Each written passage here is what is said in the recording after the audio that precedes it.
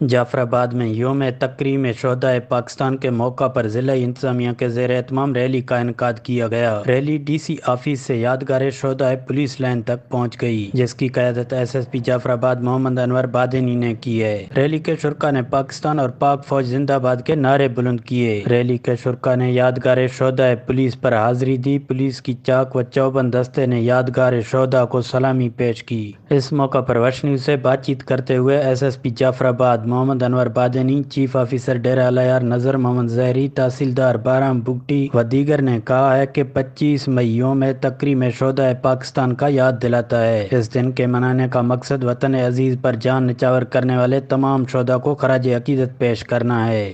آج ہم شہداء کی تکریم کا اور تعظیم کا دن منا رہے ہیں۔ جعفر آباد شہداء پولیس کی شہداء کی قربانیاں کافی زیادہ ہیں، آپ دیکھ سکتے ہیں بورڈ پہ 56 نام لکھے ہوئے ہیں۔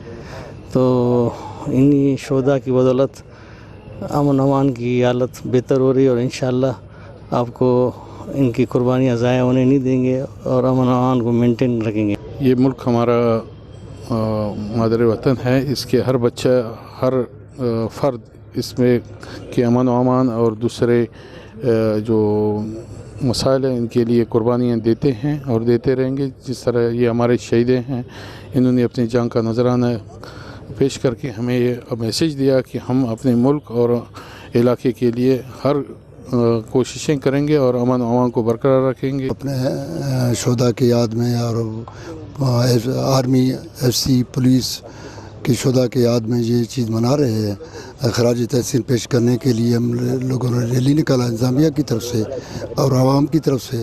ہم اپنے شہداء اور شہداء پولیس جعفر آباد کے کو خراج تحسین پیش کرتے ہیں، اور اپنے شہداء کو لیے ہم لوگوں نے خاص کر یہ اپنا ریلی نکالا ہے۔ آخر میں شہدائے وطن کی بلند درجات کے لیے دعائیں بھی مانگی گئیں۔ ریلی میں شہداء کے لواحقین نے بھی شرکت کی۔